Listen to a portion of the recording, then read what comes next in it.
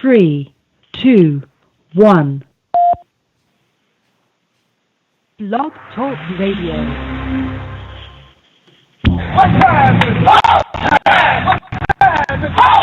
Broadcasting from Cincinnati, you're listening to the Ringside Reporter podcast. All the news from the world of boxing right here. Well, I'm talking to you the way I want to talk to you. Now, here's your host, Eric Lorda.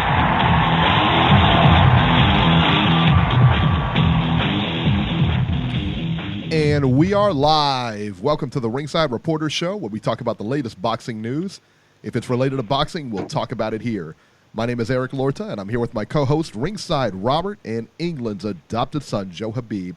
We have a great show for you today, and if you want to call in and ask questions, you can call in right now at 323-870-3857. And we will be here till 9 o'clock tonight. Beeb, why don't you tell them why? Game of Thrones! The White Walkers are going down tonight. Bang bang, that's right. You think they're gonna? You think the White Walkers will win? You think the other side will win? Eric, come on. I mean, the battle is going to be the people from Winterfell. Like the finale is going to be they're going to battle. The people from Winterfell are going to battle the Golden Army with Cersei. So they have to survive. They have to survive tonight. I don't know. Look at Beeb. Maybe it's the White Walkers versus Cersei. Eric, I'm just saying. You would be a horrible. You would be a mythical people that can pull out dragons, from the lake, even though they can't go in the water. I'm just saying, You would be a horrible screen. You'd be a horrible screenwriter. Why not? Everything else about it is fantasy land. Why not? So if you were to write Rocky 3, you would have had Clubber Lang win, probably, right? Clubber Lang did win. Did you not watch it? Clubber Lang won. Not the rematch. Yeah, he won the first fight, but he lost the rematch. He would have won the rematch, too. Who do you root for in Cobra Kai? You root for Johnny or you root for Daniel? I root for Johnny. I root for Johnny, too, man. I love Johnny. Johnny's the best. Get him a body bag! Sweep the leg. All right, anyway, we're going to talk about today.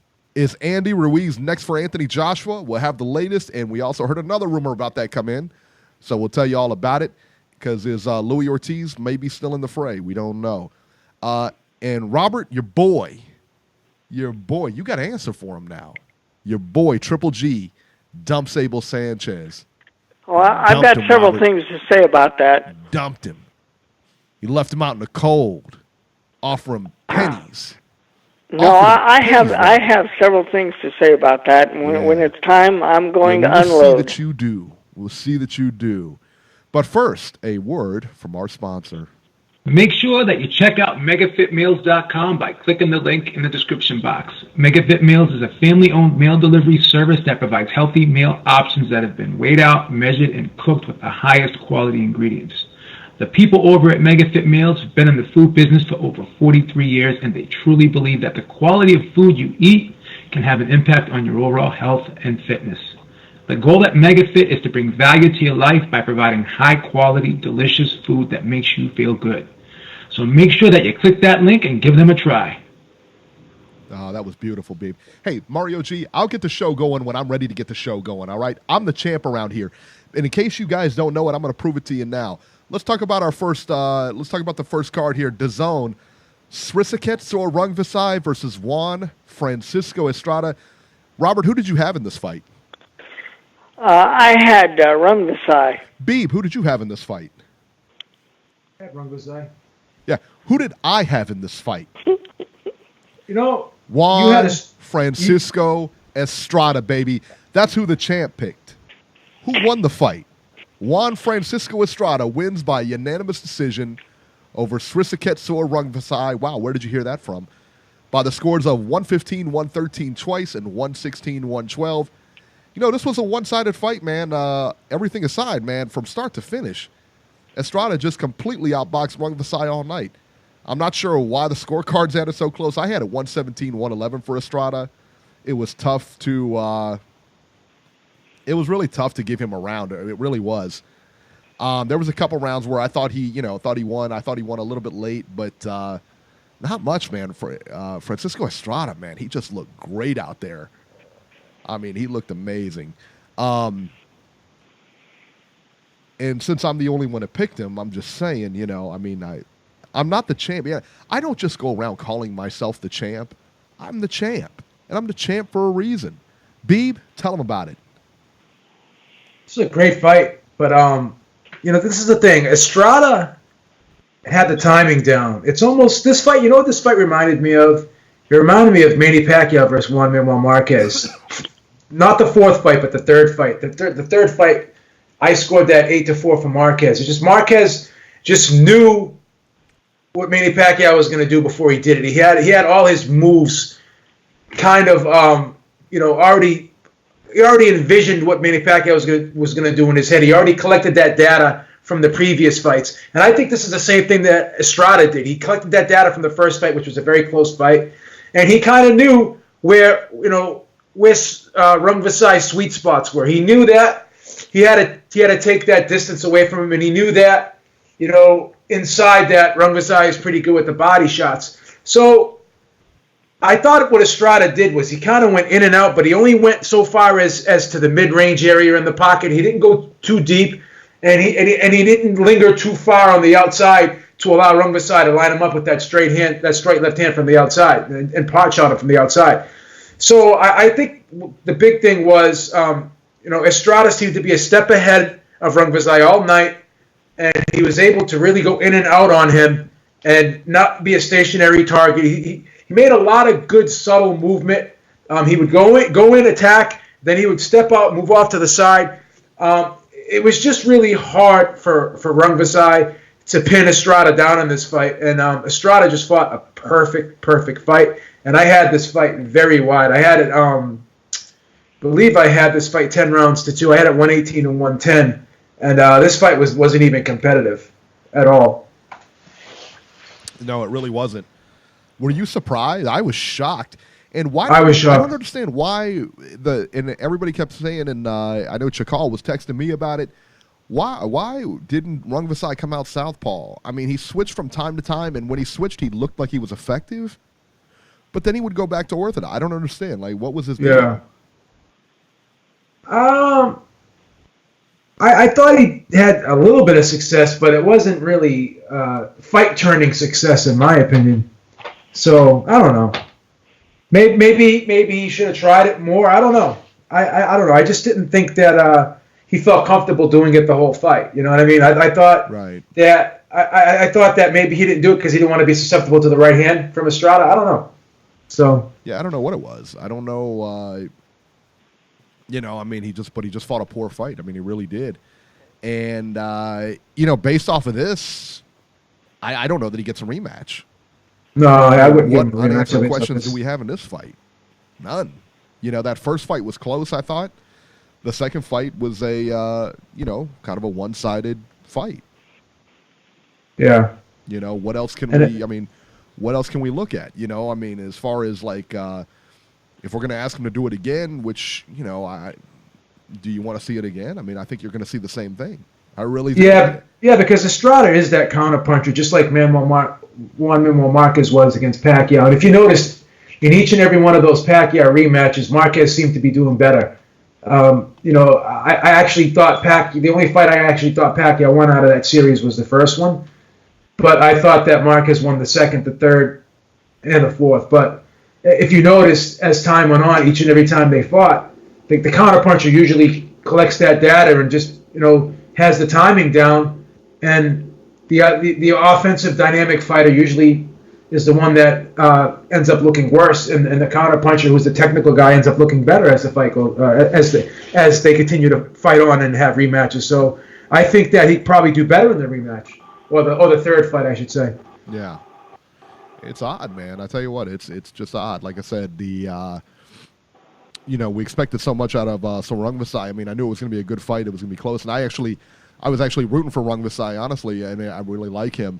But man, you couldn't take this away from Estrada, man. He looked really good. And I tell you what, Estrada looked really good in that Chocolatito fight as well. And it looked like he had, I don't know, man. I think that He might be the guy in that division now. I mean, he looks great. He really does. Yeah, he looks really good. So let's talk about the fight. To me, the fight of the night on that card was Daniel Roman versus TJ Donaghy. Now, Donaghy's from Ireland, but he trains over there in Beantown, Beeb. Yes. That was a good fight. Yeah, it was. It was a really good fight. Daniel Roman won a majority decision in a very back-and-forth fight against TJ Donaghy. Scores were 116-110 twice, and then 113-113. It was a competitive fight throughout, man, but Roman just had a little bit more, man, and he knocked down I don't remember what round the knockdown was, but I think it came late. Actually, when I read about it, Eric, they said that he knocked him down twice, in the 3rd and the 11th. Right. Yeah. Right. Yeah, he knocked him down in the second or the second or third round, one of those, and then knocked him down late, like in the 11th. Because that fight I thought was on the table. Did you, Beeb? I thought Roman was slightly ahead. Yeah. I thought he was kind of at, and the fight was turning. I thought the fight was turning, like I would say around maybe the 9th. I thought it was turning. But it was a really give and take type matchup. I just think Roman seemed to have the heavier hands, and his punches seemed to be more damaging later in the fight. I think he got his second win later in the fight, and that's where I think he took over. Like I want to say around the 9th round, that's where he started really picking it up. It did look like that guy got tired. Donaghy got tired, man. But yeah, I tell you what, man, I'd like to see both of them fight again. Oh yeah. I mean, maybe not each other, but I Yeah. want to see both of them fight again in the future. You know what I mean? Yeah. So, yeah. So, and now Daniel Roman is now the WBA and IBF super bantamweight champion. So, there you go. Jesse Vargas versus Humberto Soto, junior middleweights. Vargas knocked out Humberto Soto in the 6th round. Both fighters went back and forth. Beeb, this was a really, really good fight. I didn't expect much from this fight. I expected that Vargas would, should walk right through this guy. I tell you what, I was completely wrong because he was tagging Vargas early. He was tagging him often, and both of them were having their say. I mean, both of them were hitting each other pretty good. Soto's got a really good inside game. He knows how to really get up underneath his opponent's shots, and he springs up with his hooks and his uppercuts, and he's an outstanding body puncher. But the thing is he'll go in and he'll run his combinations, and the best way to catch him is when he's going back out to reset, because he's not really a counterpuncher type guy. He's not a guy that has quick feet.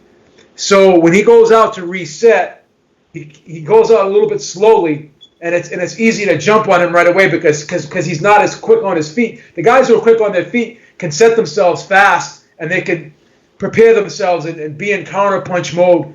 When their opponent comes at them after while they're resetting. Soto just doesn't have that ability. So that's why I think if you notice, Jesse Vargas was really good at counterpunching Soto, and he noticed.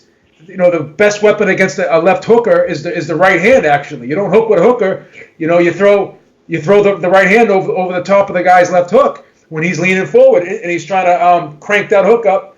When you see him leaning, putting that weight on that front foot, that's when you start getting ready to jump in over the top with your right hand, and that's exactly what Vargas did. So he fought good, Vargas. He struggled a little bit early. But once he started getting a read on Soto, that's when he said, I'm going to let this guy come to me. I'm going to back up, create a little bit of space for myself, and I'm going to give myself enough space so I can really extend and go over the top with my right hand. And that's exactly what he did. It was a great comeback performance. Not that he was behind in the fight, but it was just a great performance. How he just turned it on a dime on Soto and was able to get him out of there after struggling. After struggling a tad, or not struggling, but being in a tough fight in the early rounds. I was gonna say that's a tough fight for him. I mean, how does he? He's at junior middleweight now. Where does he go? I mean, as far as your upper echelon fighters, I mean, does he stand a chance against those guys? I mean, is he still a live dog? I mean, the best shot he has would be against a Munguia right now, and I'll tell you why, because Munguia is kind of easy to hit. But the thing is, I still think Munguia would wear him down with the pressure. Because if you remember, you go back to that Josecito Lopez fight with Vargas, in a fight that he got the split decision victory in. A lot of people thought he lost that fight, but you could see how uncomfortable he was with Lopez's style. Well, take Lopez's style and put that in Munguia's body, because to some degree that's what you have, but Lopez is probably a little bit better defensively, but they fight very similarly offensively. So then you look at a guy like Munguia, who's just so big and strong, and I just don't think that Vargas would be able to deal with that pressure for a full 12 rounds. So he may have some success early, but a guy like Jarrett Hurd, I think these guys just wear him down, because I don't think he likes the pressure. I don't think he likes to fight on the inside that much. I think he likes space. I think he likes to be able to operate on the outside and move a little bit on the perimeter. But I think once you take that space away from him and you push him back, he can counterpunch a bit. But if you blanket him with pressure and you just keep throwing punches at him, he's not going to be able to counter everything, and he will slow down if he's in there with a bigger, stronger guy that can apply pressure like a Munguia or a Jarrett Hurd. And I don't even want to begin to think what Charlo would do to him. So I think it's going to be a tough road ahead for him at junior middleweight. But let's see what happens. It was going to be a tough road ahead for him even at welterweight. So no matter where he went, he was going to have to deal with the iron. There was iron down there for him at welterweight, and there's surely iron up there for him at junior middleweight. So this is going to be, it's going to be a tough road ahead. It's going to be a tough road ahead. I agree with that. I really would. But I tell you what, I like him in Munguia. I think he hangs in there for a little bit. I think Munguia may get him, but who knows? Munguia didn't look great in his last fight. And incidentally, speaking about Munguia, what is it? The WBO? Is he the WBO guy? He's the WBO guy. Yeah. Yeah, the WBO looked at the decision. They appealed the decision or whatever. Dennis Hogan appealed the decision with Jaime Munguia, and they denied it. They denied a rematch or anything. They said that they had three independent judges, and they all scored the fight 115-113. So that's how I scored it. I thought Munguia pulled it out. Yeah, but I don't know, man. I had Hogan. I think it was 8-4. I think I had Hogan, and I think a lot of people had it that way. It's funny. A lot of the people on the internet had Hogan. They did. I thought Munguia pulled it out, though. I really did. Interesting. Yeah, it's a fight that could have gone either way. So, but I don't know why they wouldn't have a rematch for that. I think Hogan deserves a rematch. Hey, if anything, hopefully he can get a big fight off of that performance, Definitely deserves something.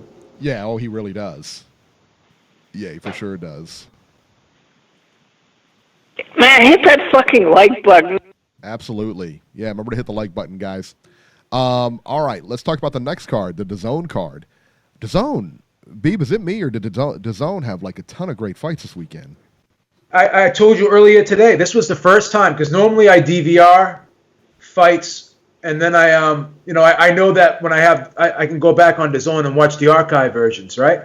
So normally what I'll do is I'll watch the Fox fights or the Showtime fights, and then I'll go back and watch the DAZN fights the next day. Well, this is the first time that I actually watched the DAZN fights live, and I went back the next day and watched the Showtime fights, because I enjoyed both cards this weekend on DAZN. And hopefully, they can continue along this path of these matchups. We do have Canelo Jacobs next week, so that'll be great. But as I said, it's for me, it's been kind of a slow year for DAZN. A lot of prospects like Fowler, Ritson, Cheeseman. A lot, no great, no bad, not horrible cards, but nothing great. Like it's nothing to make me write home about. And this was the first time all year that I was actually really pleased and really excited about DAZN for the full weekend. I thought they had a great weekend. They had a great weekend. They really did. They really put it together here. And the fights from top to bottom. They definitely stole the show this weekend, DAZN. So I'll give them credit for that. Absolutely, man. So let's talk about this. DAZN, Kiro Relikh versus Regis Prograis. This was a good fight, man. Regis Prograis started strong and stayed that way against Kirill Relikh. Relikh looked confused at times. He just had trouble with the speed. I mean, I really do. And Regis Prograis is a little wild and awkward. Relikh's only moment, really, came at the end of the second round where he tagged Prograis with a solid shot. And I think it was a solid right hand after the bell. Clearly after the bell. And Prograis was rocked. I mean, you could see his legs shake. You could see his leg. I mean, he looked like he was going to go down. Yeah. Prograis was able to make it to his corner and eventually recover and stopped Relikh in the sixth as his corner threw in the towel. Now, I think it was in between maybe the fourth round or fifth round where his corner looked at him and said, "Look, man, you need to show me something here, or else I'm going to stop the fight. I care about you too much, man." So his corner was like definitely, they were definitely with it and everything like that. But man, I tell you what, Prograis is just too good, and so he moves on to the finals of the World Boxing Super Series. And he will face either Josh Taylor or Ivan Baranchek. They fight, I believe, May 18th. That's correct. May 18th. So I tell you what, man, that's going to be a good fight. Those are really good fights. Beeb, what were your thoughts on this fight right here? I'm a huge Prograis fan, and this is what makes him so special. It's like, I'm going to use a kind of a crazy analogy here, because when you go to the batting cages and you have that machine that's throwing the pitches, and you really can't tell when that lever is going to come over the top and throw that pitch. It's much easier to stand in front of a pitcher, in my opinion, because you could see the pitcher. Yeah. You could see the windup, you could see him lean forward. You know when the ball's going to be released, right? But when you're in that cage, you don't know when the ball's going to be released, right? You can't. It's hard to time it. It's harder than a pitcher. Would you agree? Would you agree with that? Yeah, I would think so. So Relikh reminds me of that machine at the batting cages, because he's so awkward and he's just he gets in these types of stances. Sometimes he holds his hands up high, sometimes he keeps them low, sometimes he leans forward. And he's just so great on his feet. Even with his unorthodox style, he's got great balance. Because remember Prince Nassim Hamed, he didn't always have great balance. He would lunge in, lean in with his face, whatever. But Prograis will throw those conventional punches, but then every now and then he'll throw a wild sweeping type hook, like a hook punch. So, he gets low, he bends, he feints, and when you look at him as an opponent, you just don't know what's coming out. He's like I said, he's like that machine at the batting cages. You don't know. It's hard to time. He'll get low, and you think he's going to drop down to the body, but then he comes over the top with a right hook. You know what I mean? And then sometimes he'll stand up, and then he just squats down fast and boom. Like he's just so unpredictable getting a read on what punches is coming out. So that's where I think his greatest asset is his speed, his cat-like reflexes. He's just a dynamic fighter, and he's just so unpredictable in there. You don't know what he's going to do, because sometimes he'll get you feeling comfortable, because he'll stop throwing those conventional punches, and then out of nowhere he throws a sweeping hook or a real uppercut from the outside or something like that you're not really expecting him to do. But he's just so quick, and he has such cat-like reflexes that you can't see it coming. So that's what I love about the guy. I just love how he's constantly changing the look up. I love how he's just so unorthodox, but not to the point where he's reckless. There's a method to his madness, in other words. And he's really good defensively too. He's got great upper body movement. He has a little bit of Pernell. He reminds me of a Prince Nassim Hamed / Pernell Whitaker. He's got Pernell Whitaker's defense, and he's kind of got Prince Nassim's unorthodox ability. Because remember how Pernell Whitaker would get real low, and he had a great pair of legs and stuff. He would almost sit on his heels at times. Yeah. His ass would hit his ass would hit the bottom of his feet. Would hit his heels. Exactly. Yeah. Exactly. And I think Prograis has a little bit of that. And not only that, the beautiful thing that also you can add to Prograis' skill set is his power. He can punch. He can punch. Like, when have you ever seen Relikh beat up like that before? Ever. Never. He's never been stopped. Never. And he walked through him. He walked through Relikh. Pushed him back. Around? I didn't give Relikh a round. No, and then when Relikh, people were saying, "Oh, Relikh's pushing Prograis back." Not really, because Prograis was sucking him in, and as he sucked him in, he was catching him with counter shots. That's what I did not like. That's what I did not like as I was watching it yesterday. Some of the commentary where he said that Relikh is backing him up now. You're not seeing what I'm seeing. Relikh was not backing him up. Relikh was following him. There's a big difference on what was going on there. Well, he was following him. He was being forced to follow him because Prograis was leading him in like that. He was basically giving him the bait. He took it. Prograis was actually controlling that fight, and he was, he wasn't walking him down. He was following him. He was chasing him, in the sense that, he was controlling that fight.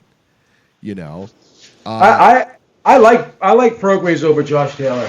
I just think he's a little bit too crafty for Taylor. Josh Taylor's got to get past Ivan Baranchyk. And, he probably will. I think he will too, because I gotta wonder, like, with Ivan Baranchyk, he pulled out of the series, and now he's back in the series. And I know things. I mean, how does that affect you? I mean, you gotta figure that's got to affect you somehow. I mean, it's got to affect him somehow. And it's probably not the best, I don't know. It's not the best look for him. It's probably not the best for his, for you mentally to pull out and then go back in, I don't know. Well, Eric, due to the contract he signed, he was forced to go back into it because if he tried to fight it, he was going to be on the shelf for quite some time. Oh, for sure. For sure. I mean, it was an ironclad contract. He wasn't going anywhere. Right. None of those guys are. Yeah, you could say what you want about Relikh, but I've never seen anyone do that to him. I mean, look what Relikh did to Bartholomae, and look how Bartholomae was in tough with Easter last night. So I don't know. Yeah, exactly. Yeah, I mean, and Relikh really put it on Bartholomae. So I don't know. The whatchamacallit now, Josh Taylor and Ivan Baranchyk. I think that I would pick Josh Taylor over him. I think he's going to win. He's in his hometown. That's a tough out for Baranchyk. So I think that Taylor advances, and I think we see can you imagine that next round of the Super Series is going to be amazing. You got Josh Taylor and Ivan Baranchyk fighting, right? And then you got Naoya Inoue fighting Emmanuel Rodriguez. That's good. Oh, my God. I just get the shakes thinking about that fight. You know what I mean? I mean, really, my God. I mean, I can't even imagine. I want to do a pie bet with someone. I want to take Prograis. With Prograis and Josh Taylor?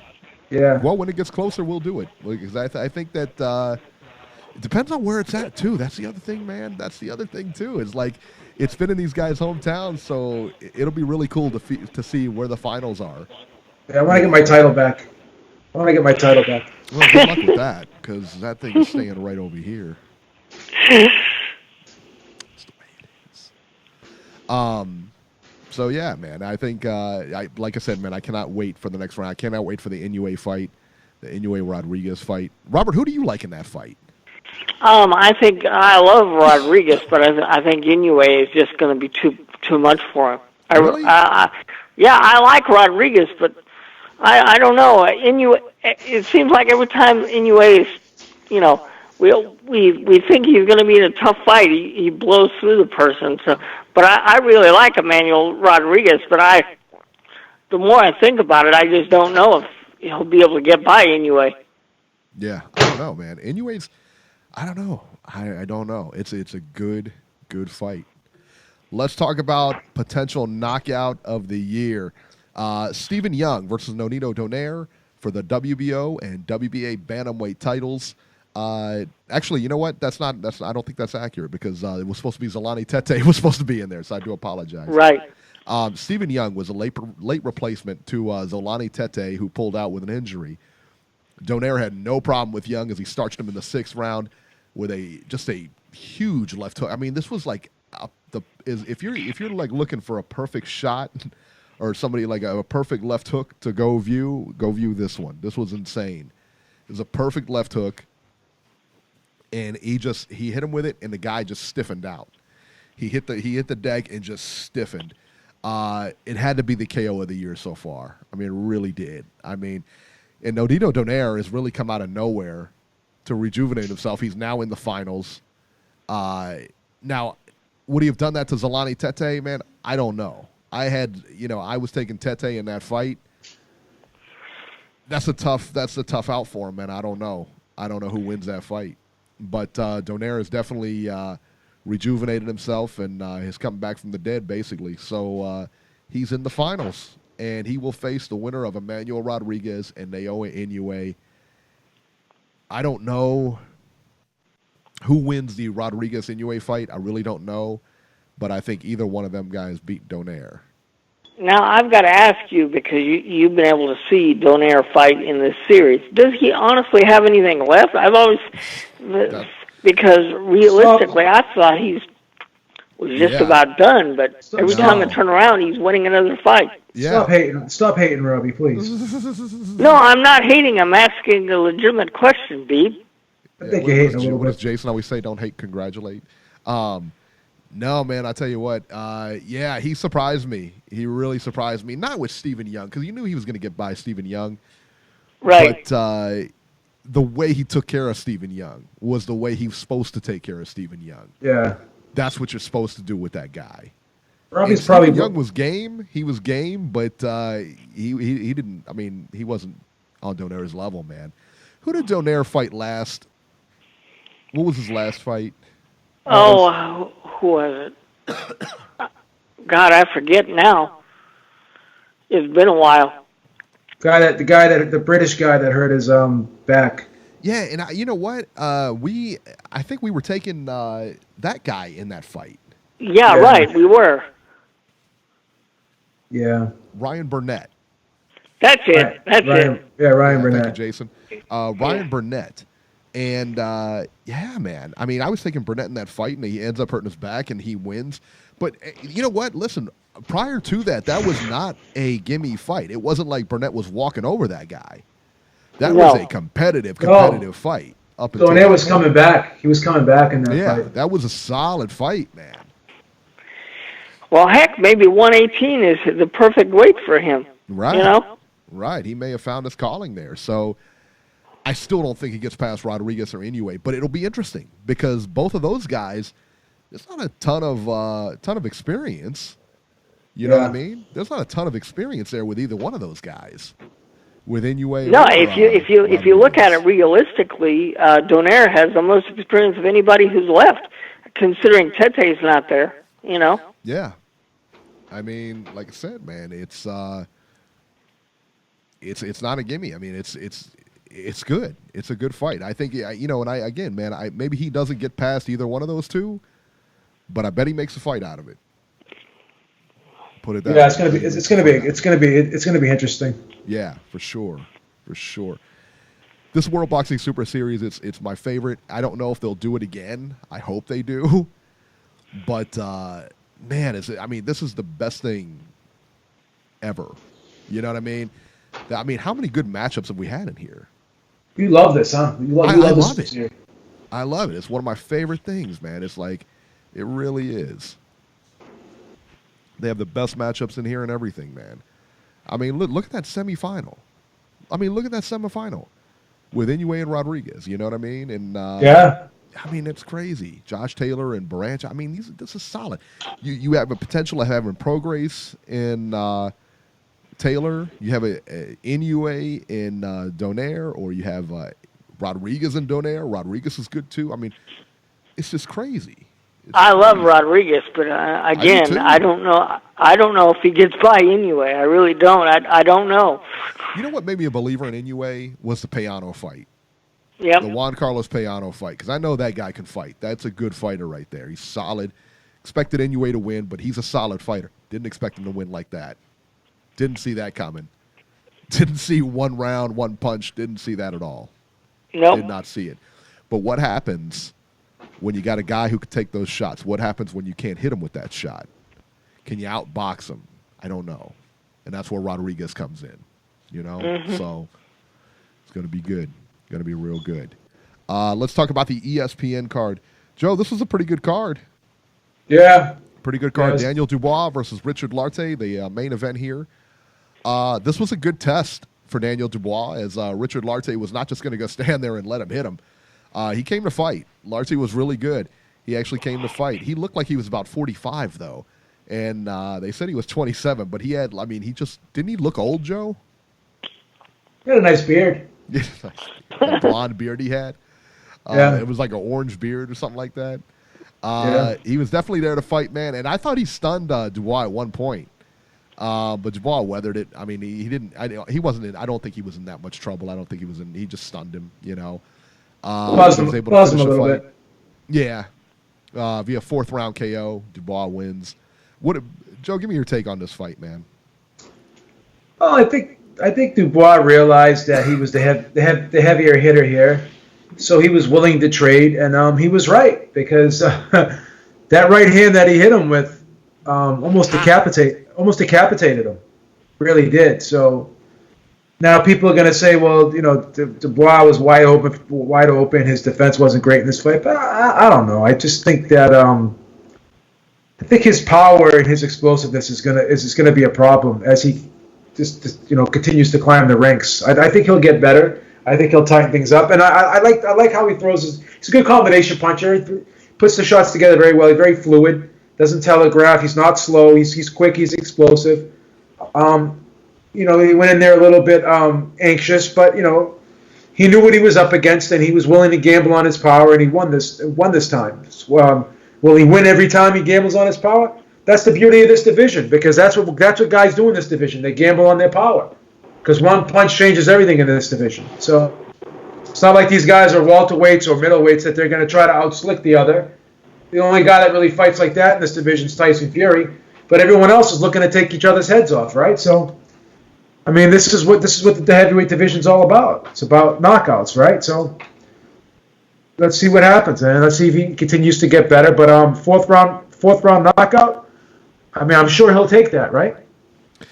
Absolutely, especially against a guy like this. I mean, this guy came in to fight. It wasn't like I said, he didn't come in here to lay down. He came in here to fight. Yeah. So now Joe Joyce, and you guys know my feelings on him. He's going to get destroyed if he fights Dubois, I think. I don't see him beating Dubois. I just don't see it. Well, maybe that'll be the last we car wash. I mean, maybe that'll be the last we ever see of Joe Joyce. Take it easy, buddy. You're killing the guy.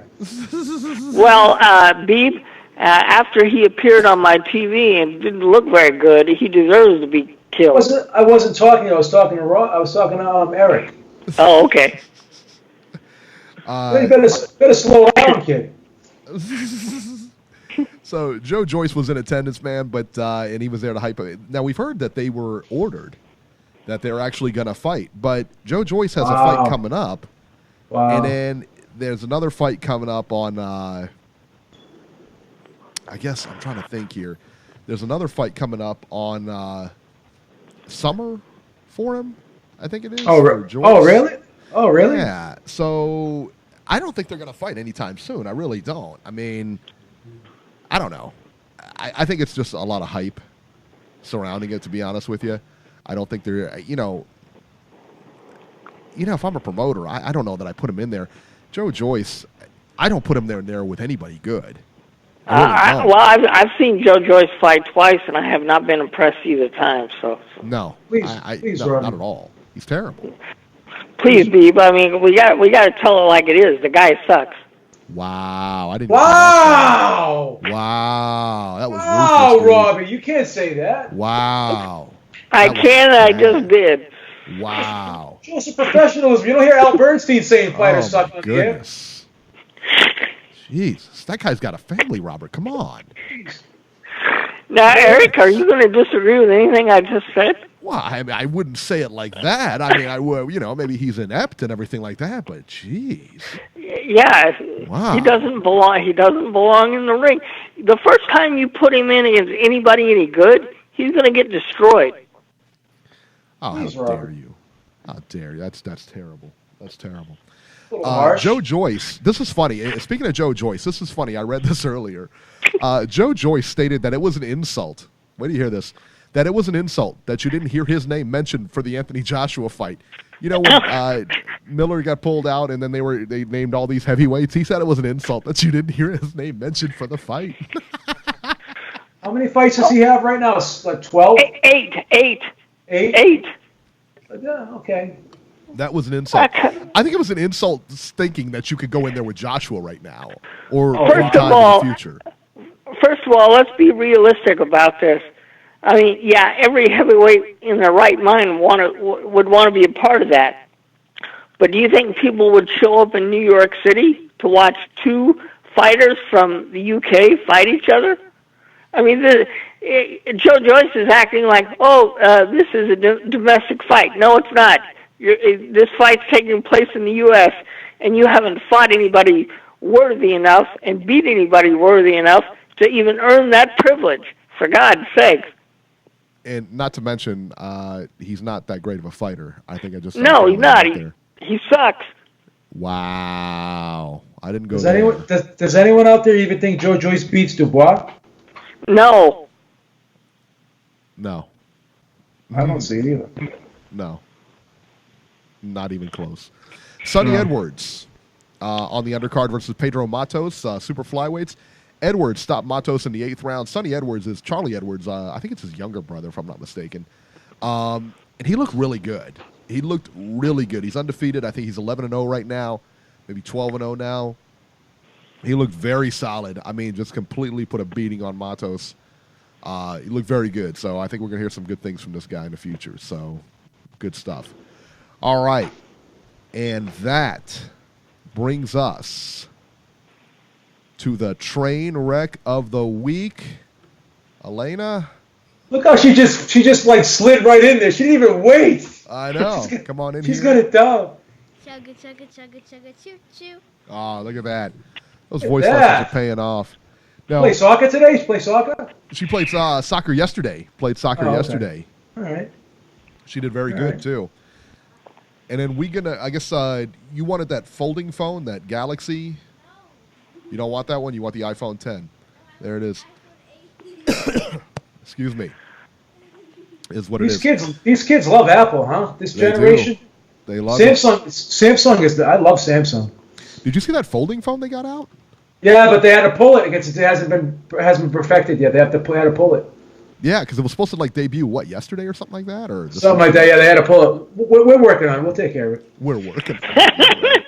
I love Samsung. Yeah, they get them as a... No, Tori said Elena was ready, a true professional who shows up on time. All right, guys, our train wreck of the week was Rances Barthelemy versus Robert Easter Jr. I think you could put the entire card, with the exception of Jacques, on there, because that Postol fight wasn't very good either. Rances Barthelemy and Robert Easter Jr. fight to a draw. 115, one judge had it 115-113 Easter, 115-113 Bartholomew, and the other judge had it 114-114.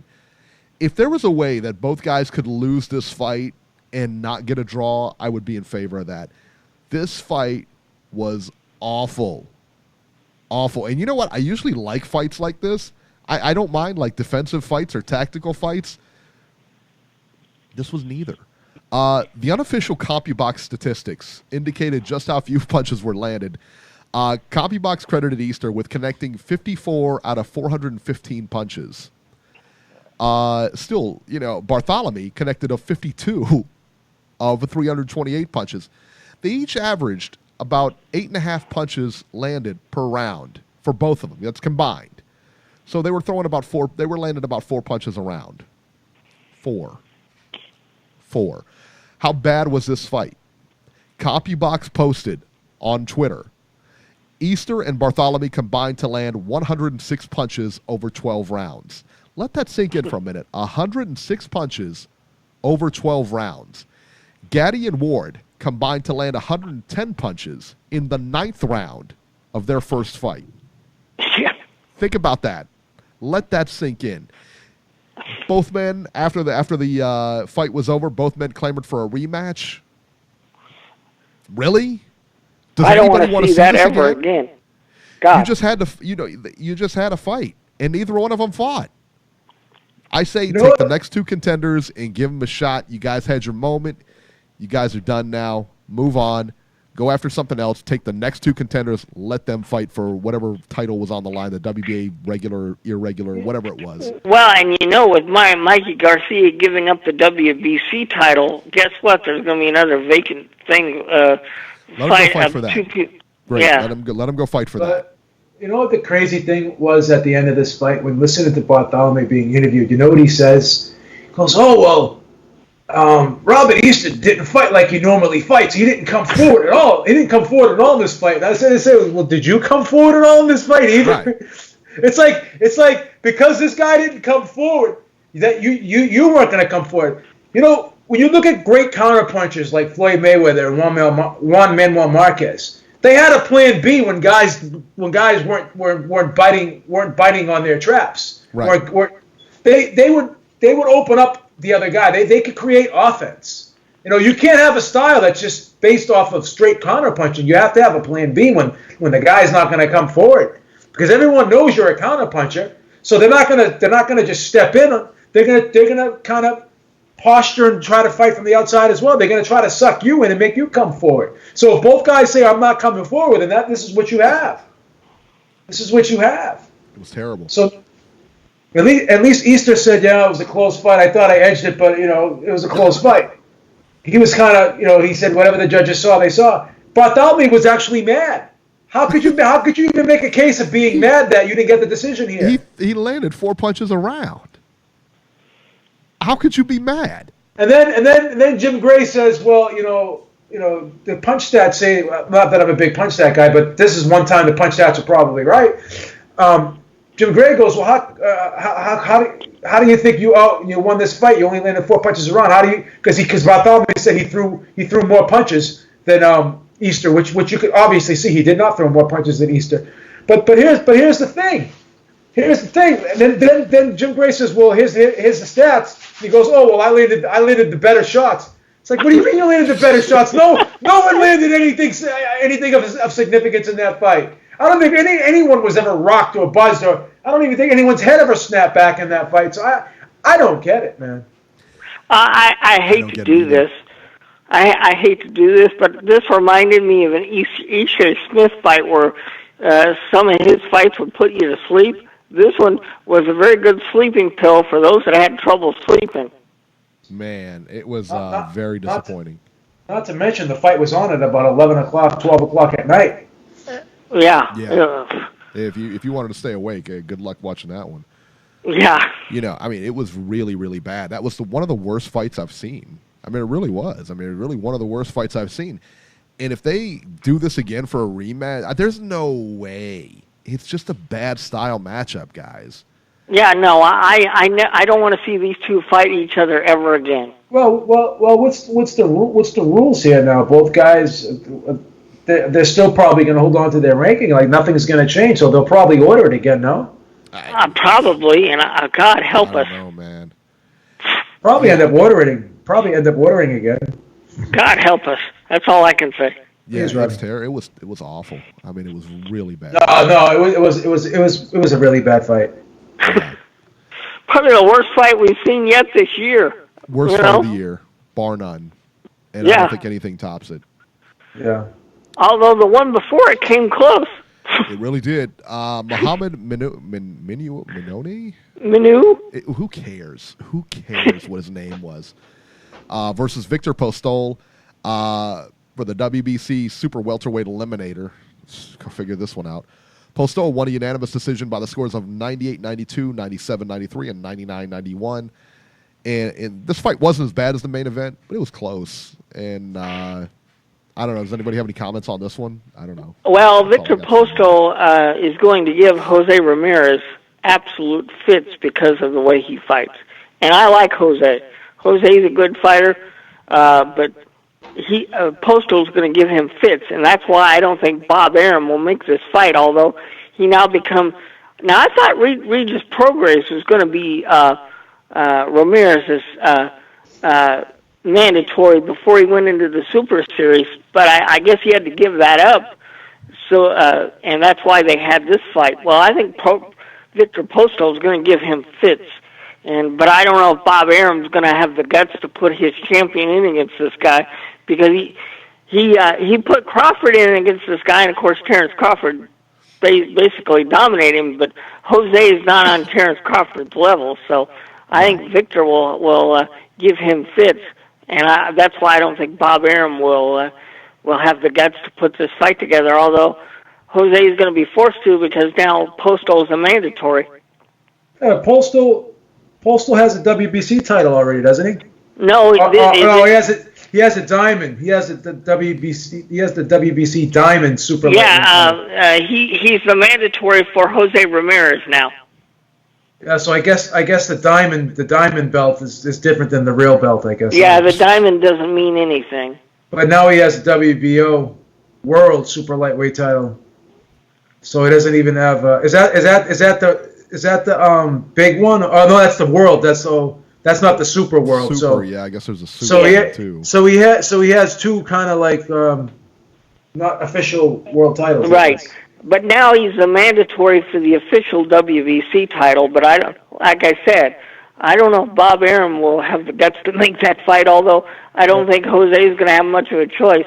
And right now I love Jose. He's a good kid. He does a lot in his community. But I don't know if he can handle Victor Postol. I don't think he beats Victor Postol. I don't. And I hate to say that because I like Jose, but I think that's too deep a water for him right now. Can't get emotionally attached, Robbie. Anyway, go ahead, Eric. All right, and F.A. Ajagba versus Michael Wallish. Ajagba wins by second round TKO. The thing that really impressed me about Ajagba is his power, obviously, but also his boxing ability. He throws a lot of combination. He's not just a one-handed fighter. He's got power in both hands. And he seems like he's getting better every outing. And he was hurting him with those jabs. I mean, he was hurting him. I mean, he was throwing a lot of jabs, and he seemed to be hurting Wallish with those jabs. I mean, those are like trees coming at you. Yeah, it's he's going to be good. He's going to be real good. And I think they're moving him at the right pace. Nothing too serious at first, but then they're moving him at the right pace. Beeb, what were your thoughts on this? I'm saying it again. I got distracted. I'm sorry. The F.A. Ajagba. Oh, yeah. This kid is good. This kid is good. I like him. He's a big, strong kid. What can you say about this fight? I mean, it was a showcase fight. Ajagba did what he was supposed to do? Did he? I don't know. I think he's a good fighter. I think he looks solid, but it's still early. It's definitely still early. We'll see what happens. He's got power. He's explosive, but until he's pushed, and we don't, until he's pushed, his offense has been his defense. He hasn't had to really fight down and dig deep yet. So until we do see that type of moment from him, then we won't really know. But offensively, he looks like he's got some skills. He looks powerful. He's explosive, and he can punch. So. And he has a good jab. He does set his shots up behind the jab. He's just not winging power shots from left field. He's actually setting shots up off the jab, and he's putting shots together. So I don't know. I think he does have a good base to work off of. Definitely. Yeah. Go ahead, Robbie. I don't know if it's too early to say this, but I've seen almost every one of his fights, and of course he's blowing everybody away. I wonder if it's time to find somebody that can give him a few rounds, because he's blowing everybody out of the water so fast, he hasn't had to go any kind of distance. I would love to see somebody take him a few rounds, because I'd like to see how he would react, say in the 5th, 6th round, to see what he would do with going some distance. I think that's the next test he needs to pass, because so far everybody they've set him up with, he's pretty much destroyed. Yeah, it's hard to get a read off of a guy when he's at this stage. You know what I mean? It's hard to.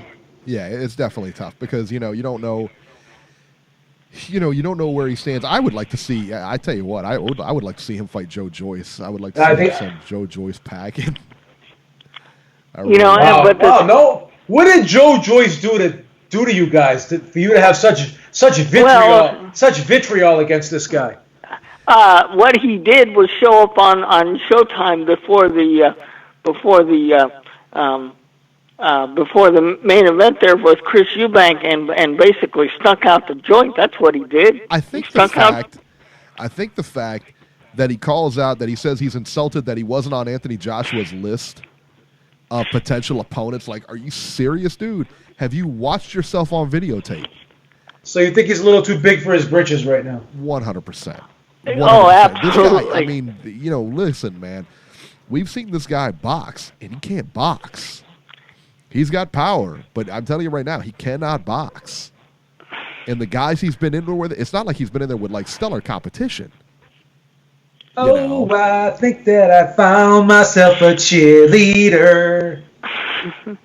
But no, that would be my only. You're talking about Lois again? No, I saw that someone put cheerleader in the chat. I just decided on that song. Ooh, I think that I found myself a cheerleader, and she's always there when I need her. Oh, brother. Well, Robert, let me ask you a question.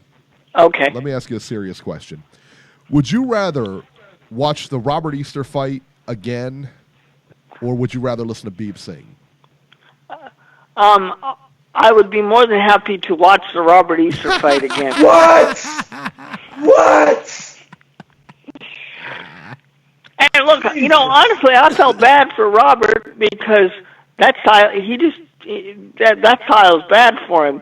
But frankly, neither one of those guys deserved to win. But getting back to Ajagba, I don't know who's out there that he could fight to give him some distance. But that's the next test I want to see him do is go a few rounds with somebody. He looks impressive, but eventually they're going to have to step him up somehow, and you got to find out what you have. Maybe 9-0 is too early to do that, but right now he's blowing these guys he's blowing them out way too easy. Yeah, I would go along with that. I would definitely go along with that. I mean, they got to step up this competition, but the guys, how many fights has he got? 9. Yeah, I mean, he's only got 9 fights. You got to give him some. Oh, and look, and he's got the one thing on his record that nobody else has. You actually had a guy scheduled to fight him, and he walks out of the ring. That's intimidation personified. Yeah, right. Not his fault, Robbie. That's right. All right, let's talk about the upcoming fights here on May 2nd. Robert, when is that? Thursday? That would be Thursday, yes. On Golden Boy Facebook, Yamaguchi Falcon versus Chris Pearson, Ohio's own Chris Pearson, 10 rounds middleweights. Let's see what else we got here. May 4th, Saturday, from Stockton, California, Robbie's old stomping grounds, on ESPN, Arthur Beterbiev versus Hot Rod Red. What in the world is this guy's name? I've never heard of him. Radavoji Khalidzik. Okay. Listen, man, I know I butchered his name, and I know I've seen his name before, but listen, I just butchered it. It is what it is. Listen, Beterbiev's fighting on May 4th. That's all you got to know. On the undercard, the ESPN card, Jerwin Anakajas versus Rainucci Funai, 12 rounds for Anakajas IBF junior bantamweight title. And in case you don't know, Jerwin Anakajas is one of my favorite fighters. He's must-see TV if you get a chance. Guys, yes, he is. He's very good. Yes, for sure. May 4th on DAZN. Beeb, DAZN. Canelo Alvarez versus Daniel Jacobs for the WBC, the WBA, and the IBF middleweight unification. It's going to be a good one. On the undercard, Virgil Ortiz Jr. versus Mauricio Herrera. Pablo Cesar Cano versus Michael Perez. And Joseph Diaz Jr. versus Freddie Fonseca. Saddam Ali, friend of the show, on the undercard versus Anthony Young. And there you go. Let's see what else is there. I think that may be it for this weekend. It is. That's it for this weekend. So let's break this fight down here. Canelo Alvarez versus Danny Jacobs. Listen, man, it's real simple. I like Danny Jacobs a lot, but he's not knocking out Canelo. That's just the way it is. He's not knocking him out. I don't see him knocking out Canelo. So that means that fight's going the distance. Let me just clue you in and be a little spoiler here. The fight takes place in Las Vegas. The judges that are judging the fight were the same judges that gave Canelo the second fight over Triple G. All three, the same judges. I don't know. Danny Jacobs is probably already down 4 rounds before he goes in there. Beeb, thoughts? I'm gonna be honest. I think Canelo wins the fight straight. I think the big thing here is Canelo's shown to have a pretty decent inside game. He showed a great inside game against Triple G in the last fight, and I think that's going to be Danny Jacobs' weakness. I think it was a weakness for him in the Derevyanchenko fight, and Canelo's definitely a better fighter than Derevyanchenko. So I think that's where Canelo's going to have the most success, and I think that's where he's going to score points and win this fight. I think Canelo could knock out Danny Jacobs. Could knock him out. You think so? Because he could knock him out, and I'll tell you why. Because Canelo has one thing that Triple G doesn't have. Doesn't have the upper body. Triple G doesn't have the upper body movement, and doesn't have the counter punching ability of Canelo. And Canelo can hurt you off of a counter punch. He can get you leaning in, and he can come over the top of the right hand and knock you out.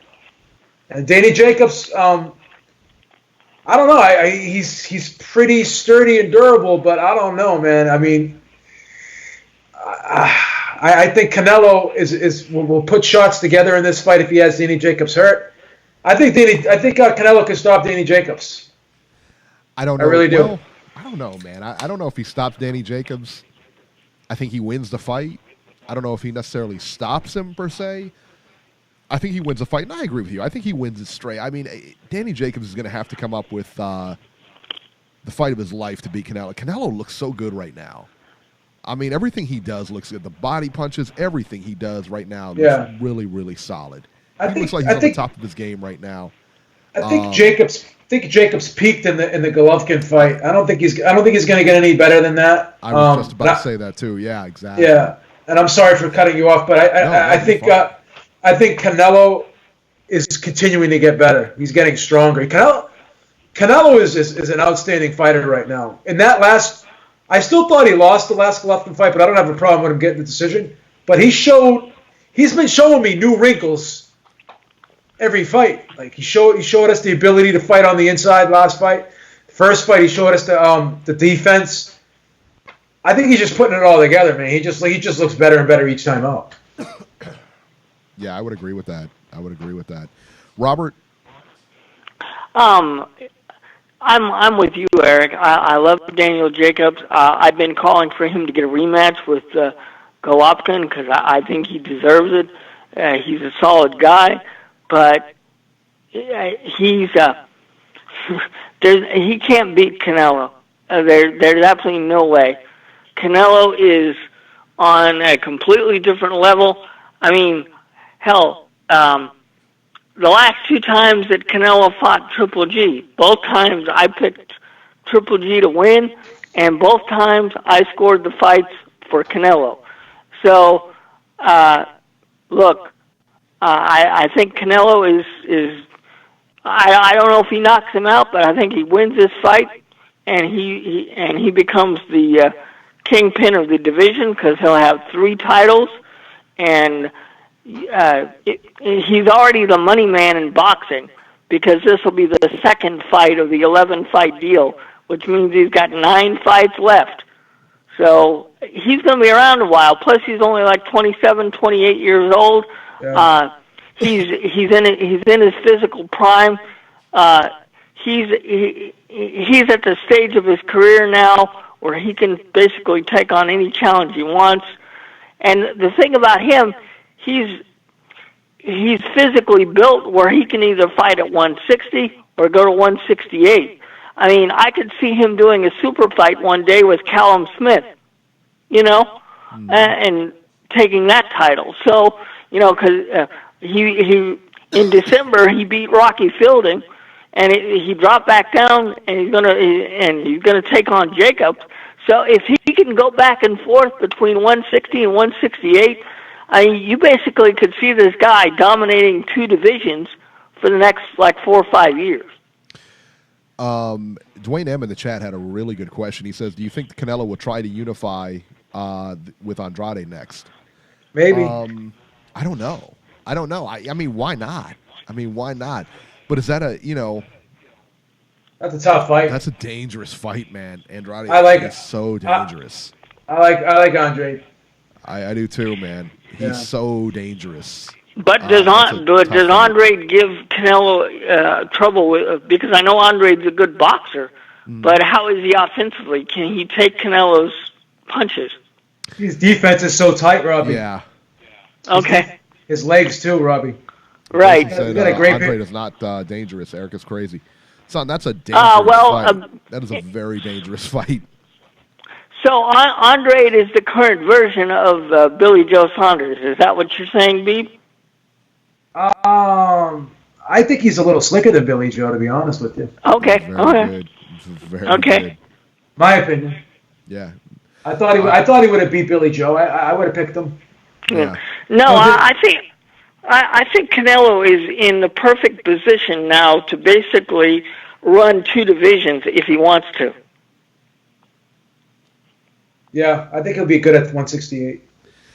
He's got the power. I mean, he carries up that power. That's for sure. Yeah. So, he's a great fighter. There you go. All right. Georgie just said it's 8:05. Let's go to the callers, people. Jason replied, Georgie's phone card is running out. It's almost lights out at Rutgers. Or at Rikers. All right, we're going to go to 443. Robert, where's that at? That's Maryland, and that's a good old coach. Calling from Fantasyland, as we like to call it. Coming down the aisle. Coach C, you're live. What's going on, fellas? How y'all doing today? Coach what's up? Coach C, take the What's gloves going off. on, fellas? Hey, I'm not going to lie, man. Through all the shenanigans this week with the Ortiz situation, and then what else happened this week that kind of just turned my stomach? Something else. I can't even remember. I kept it real casual. Being here in America, lots of sports, NFL draft weekend, NBA playoffs, didn't watch any of the DAZN fights, didn't watch the ESPN fights. And that Easter fight last night, I caught it on the DVR tip, and 10th round, I was like, I don't even care who really wins. I turned it off and watched the rest of it in the morning. It was such an awful fight. I'm so tired. Well, and as it turned out, nobody won. Please, Robbie. Yeah, I mean, I'm done with Easter, dude. Like, you're a freaking lightweight landing. I mean, you're throwing, what did you say they averaged earlier? 40 punches around? Thrown? 4 punches around. Yeah. That's what they landed, but they weren't throwing any punches. Like, they looked like two guys in the street standing in front of each other, just fainting all night. And that's exactly what they look like. It was awful. Yeah. It was awful, and I'm done with Easter. If that fight comes back on, it needs to be on Showbox, The Next Generation, on like a Wednesday. Tell him, Coach. Tipsy New York, Tell him, Coach. No, put it on in the middle of the night where nobody can see it, man. Robbie, please. That's bad programming, too. I mean, on everybody's part. They had all these fights. I guess you're trying to squeeze them in before Cinco de Mayo. But, I mean, NFL draft weekend, by the time the fights came on Saturday night, I was like, it's not a big fight, so who cares? You know what I mean? Like, I didn't even know that Regis Prograis was fighting this weekend. I had no clue about that at all. Good fight. And, no idea. So, I mean, it's just, I don't know, like boxing overall is a sport. I mean, you're talking about, I mean, these guys make good money now, right? Because there's so much money in American sports now that, you got baseball players with $300 million contracts and football players making $20 million. So there's a lot of money in sports, but, I mean, boxing is just like, it's just corrupt and stupid. Then you got the whole Ortiz Hearn situation. It's just like, just tired of these guys in suits and just the money. It's like with college football, it's just the guys in suits and the money. It just takes away from the competitiveness of the sport. It just makes it, whatever. I'm looking forward to next weekend, obviously with Canelo Jacobs. That's going to be a great scrap. But these fights the past couple of weekends has been just really kind of whatever. I mean, what do you guys think about the whole Luis Ortiz situation? I haven't really been on YouTube a whole lot, so I just, what are your thoughts on it, fellas? 'Cause Well, to me, I feel like it's everybody's in the half's fault. Everybody's fault. I mean, everybody's at fault for this. yeah, well, I'm hearing, we read an article that stated basically it sounded like his handlers, like his manager or his handlers or whatever, kind of turned everything down. Like his promoter and everything like that turned everything down without letting them know about it. Because they said $5 million, and that's his career high payday. This guy's got when he fought Wilder, he got $500K. You're talking about $5 million. Well, and I mean, they said it was a low ball offer. offer. Consider a couple things. Good night, son. We got some things we got to consider though. You know what I mean? Like, first of all, Luis Ortiz is Cuban. He defected from Cuba. For those that aren't in the U.S. that aren't aware of what that means that he was in Cuba and he's not allowed to leave, and he was smuggled from that country to the U.S., which means he's indebted to some people because he got smuggled out because he's an athlete, right? They don't, it's very hard to get out of Cuba. So he's got like 2-3 promoters. And if you think Luis Ortiz, who don't even speak English, is sitting in some meeting room, he's not. Like, you're talking about a guy who lived in a shack in Cuba with his family, now lives in a bigger house than all of us, more money than all of us, all because of the people that he has in charge of his career. So they tell him, hey, look, we're going to get you this fight. You're going to get this money. He's like, cool, whatever. I'm going to be in the gym. I'm going to be with my family. Like, he strikes me as an old school character that just does his job, and the handlers do what they do, and I get my bread, and that's how that goes, right? But here's the thing. And, like, they turned down the fight, and, okay, let's say $500,000 is his biggest payday. They offered him $5 million. But here's where it's Hearn's fault, right? And, like, just hear me out, because, this is just my thoughts on business and my thoughts on just getting things done, right? So you have this huge event, right? You have the unified heavyweight champion of the world coming to America for his first fight on a streaming app that you're trying to get off the ground. And it's April 28th, and he has no one he's supposed to fight. He's going to walk into the ring as of today. He walks into the ring and just stands there with nobody. So that's a problem, right? Okay, so you're offering this guy more money than he's ever made. But this is a bigger fight than he's ever been in. And, like, I'm going to ask you guys this, right? Like, and I mean, you know this, and this just depends on, I guess, what you're willing to accept from people, right? If the total pot is $40 million, right? They got $40 million to pay fighters for this fight. We know AJ is making 30-something, right, supposedly. Just to get the fight off, just to get it done, you can't give him $10 million a call a day. That's what I'm saying, right? Like, okay, so he says 10, you say 5. You can't say 8.5, call it a day, get it done. Like, we're coming up on, this fight is supposed to be June 1st. So, I mean, I know we're sitting here talking like, what's the million here or there, but we're talking about your legitimacy in fighting in this country. Half the boxing fans in this country don't respect this guy. Son, now, he's a unified heavyweight champ. He's supposed to be the baddest man. Like, Eric, I mean, like, come on. We all have our opinions, right? But, like, half of the boxing fans in this country think he's a coward. They do. They do. So, okay, so Luis Ortiz's promoter, I mean, should have jumped at the fight. That's what they were thinking. But, I mean, like, come on, man. Like, look, it's a bigger fight than he's ever been in. Like, you're only as desperate as you seem, and you're worth what you negotiate. You know what I'm saying? Like, if there's $40 million out there to be made, you can't get 25% of that? That's all I'm saying. Like, Eddie, like you already were going to pay Jarrell Miller, like, what, 6.5, 8, whatever it is, right? The point is now you don't have all the leverage. You're desperate because, to be honest with you, Ortiz should have gotten the fight the first time. If you would have given Ortiz the fight to begin with, you probably could have paid him $4 and gotten away with it, right? Because he'd have taken it.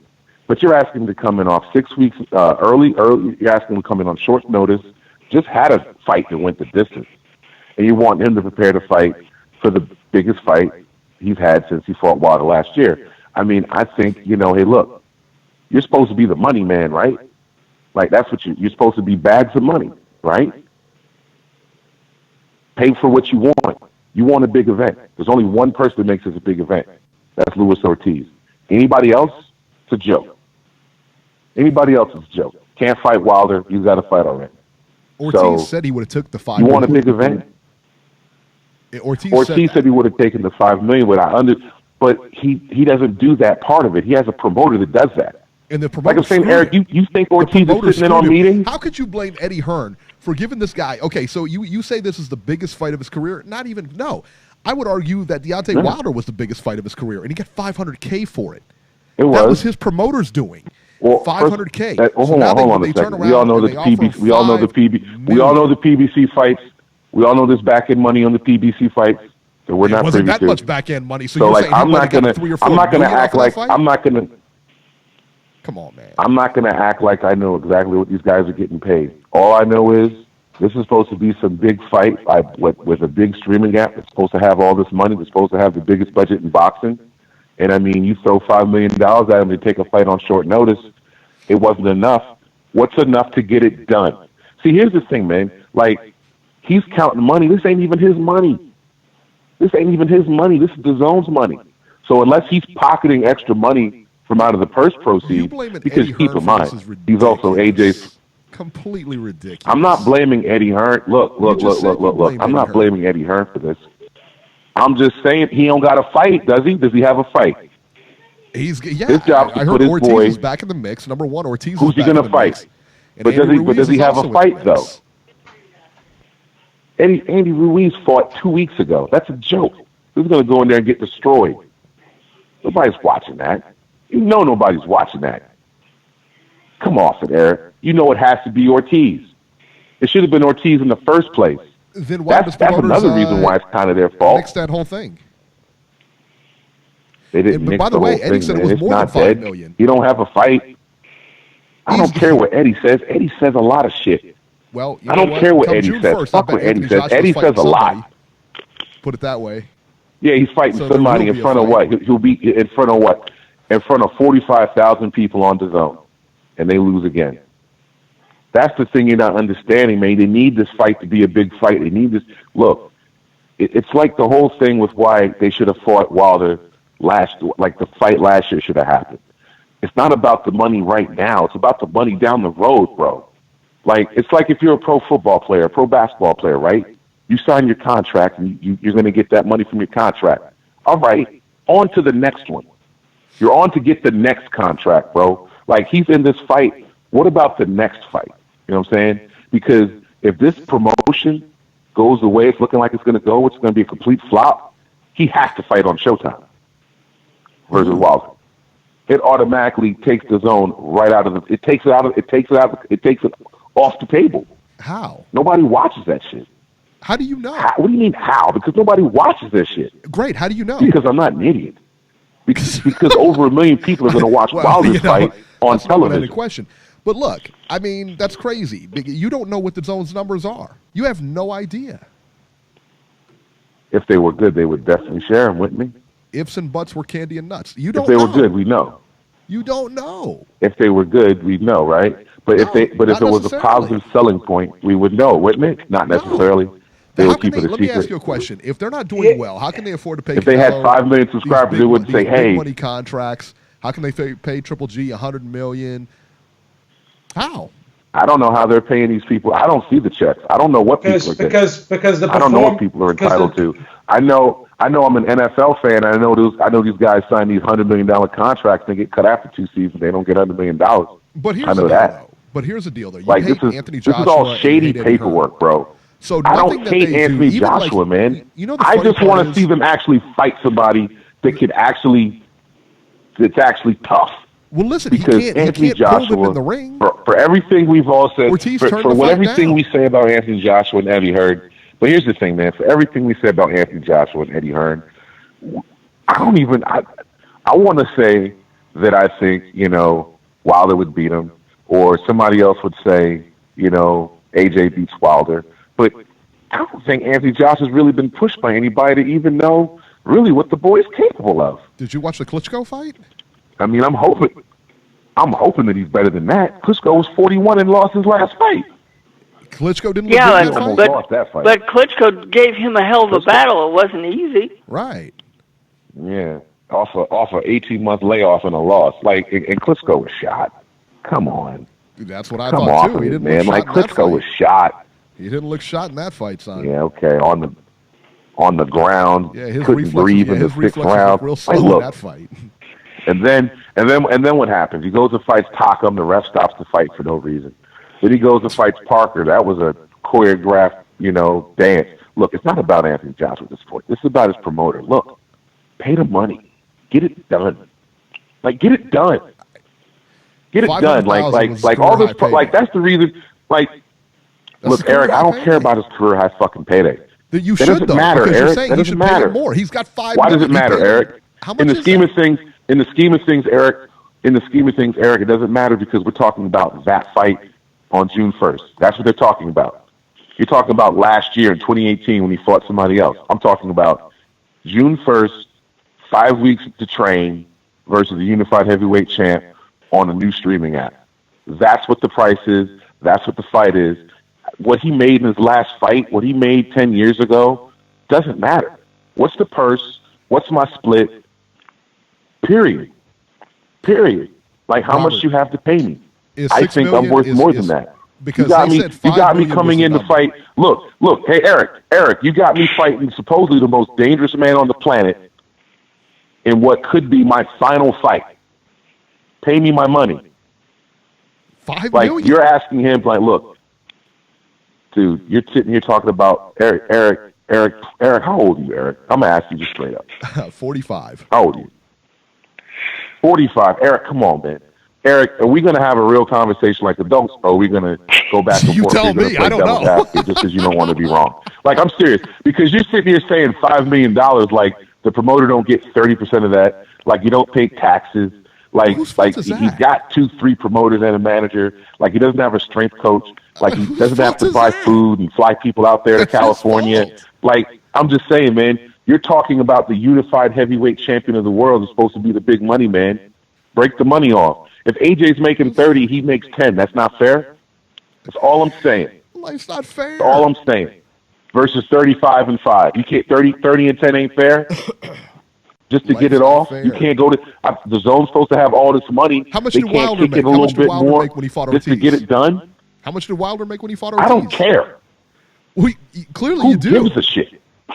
Who cares? Because you're the one I'm talking about June 1st, 2019. I'm talking about June 1st, 2019, DAZN, Madison Square Garden, Unified Heavyweight Championship fight on a streaming app that doesn't have any subscribers. Get it done. That's all I'm saying. Get it done. Done.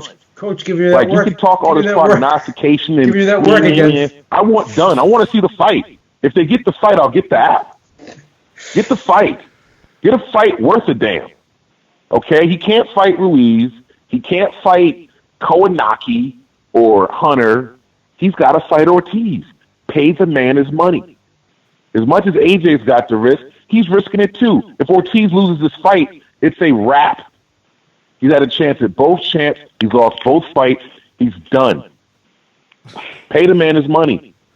Coach, pay the man his money and get the fight done so we can have an event worth talking about. Coach, because give you that honestly work. speaking, the way it's looking right now, June 1st, I mean, look, it's up to them what they want to do.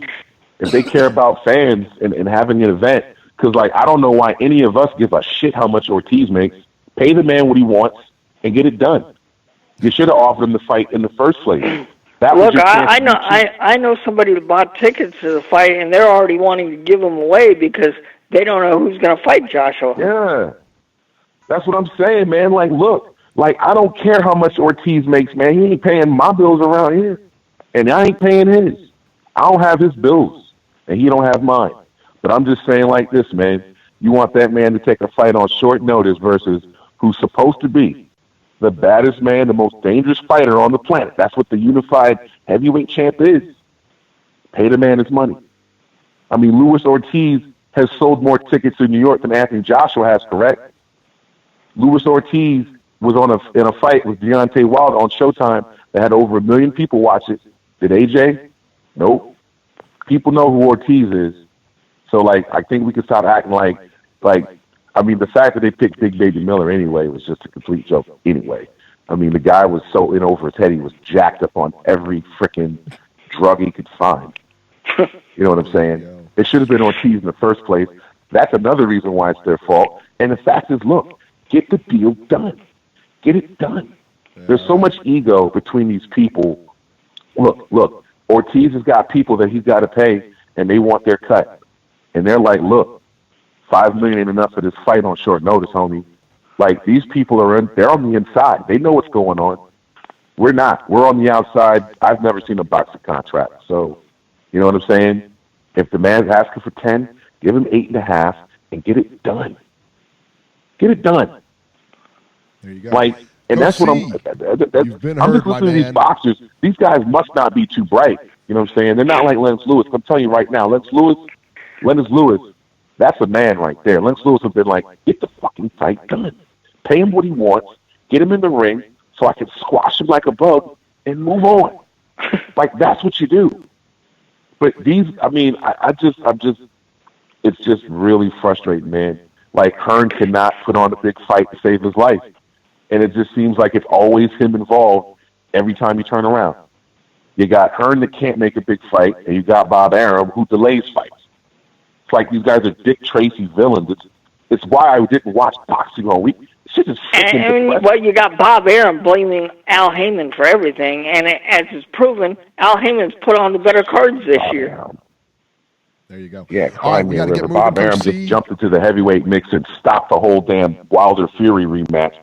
That guy, let me tell you something. When he Coach C, we got to get moving, buddy. I'm telling you right now, the earth will be. Hey, we all have a good man. All right, man. See you later. Right. Like, Coach C, give you that work again, I see. Yeah, right. Good Lord, Eric, I thought we were going to have to throw in the towel, man. You just, jeez.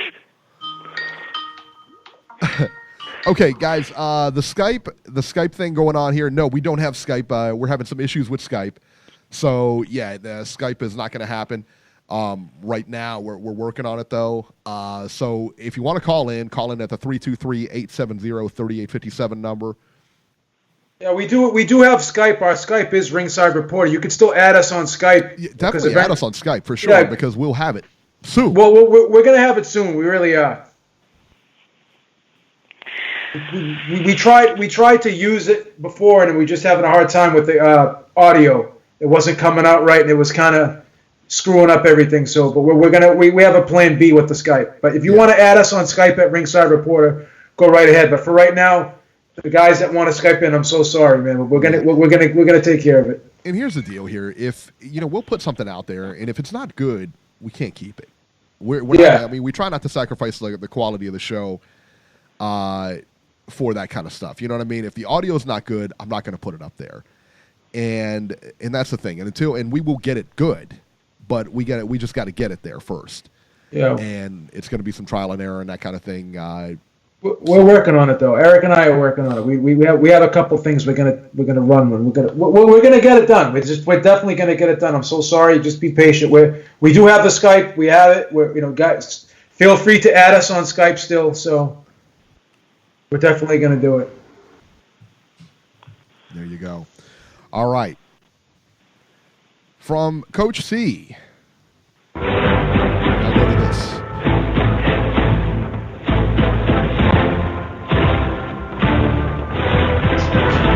He's a fucking mental case is what he is. Georgie, before I go to Jason here, Georgie just said, F the audio. I need a video to pie myself. Can this be done tonight? No, it cannot. Sorry. Georgie, listen, man. Georgie's paid enough bets. He's good on this one. I think he's okay. All right. After last night's fight, did we have to really listen to that call? Jesus Christ. I mean, hey, guys.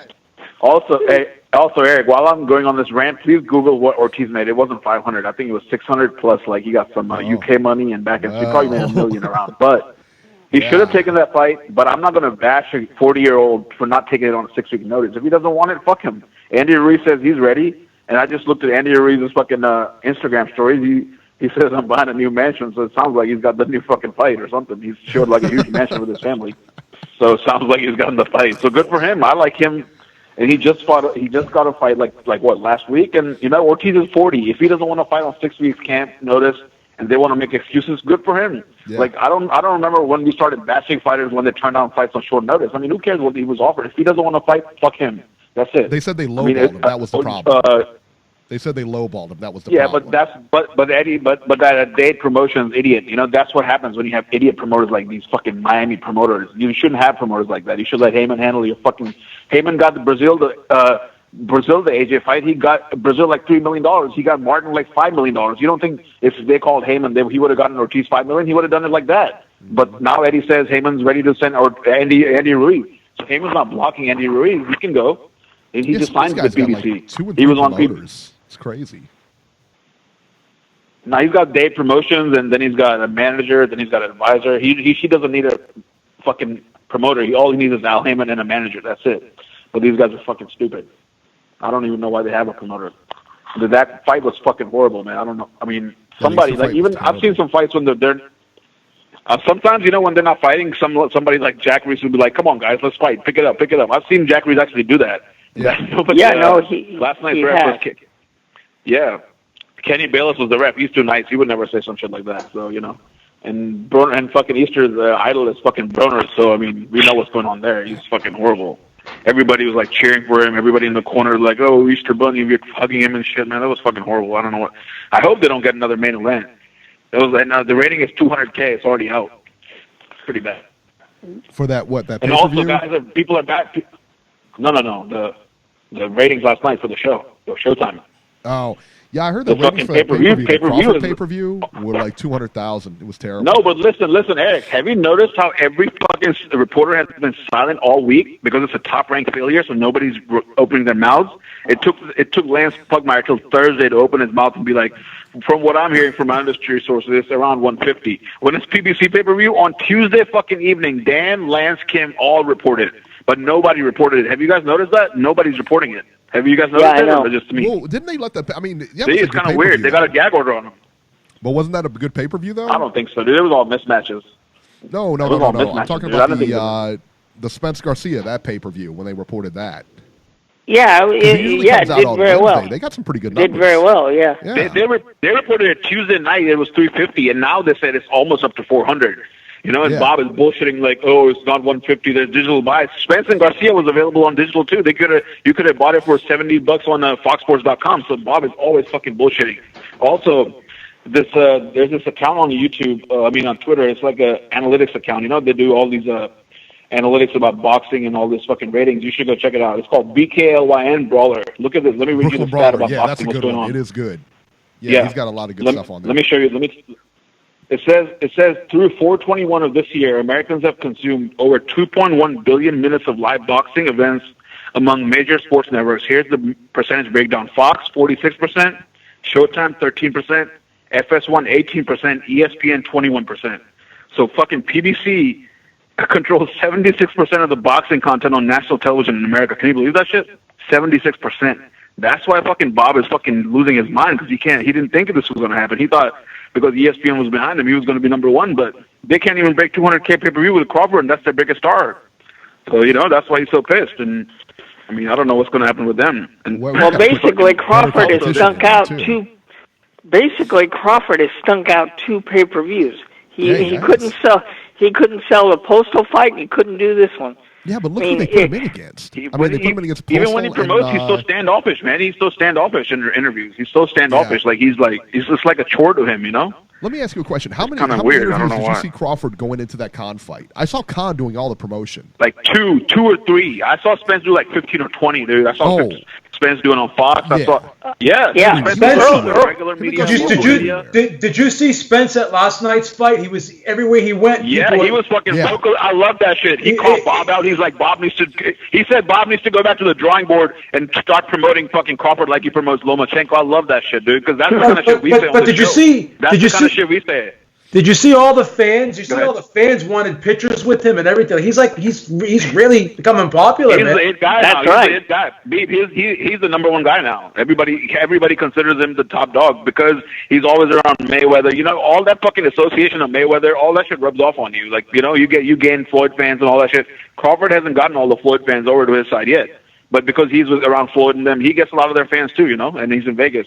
But he called out Bob. He's like, every time they're talking about Crawford on ESPN, they're mentioning Loma. Why is that? He said, when they talk about me, they talk about me. When they talk about Crawford, they always mention Loma. He was so fucking spot on. That was bullshit. Every time Bob mentions Crawford, he's like, Loma is just something else. I have never seen something like that, but Crawford's good too, but Loma is just something else. I'm like, why the fuck are you talking about Loma? I used to say that to myself, and now Spencer's saying that shit too, so that's kind of cool.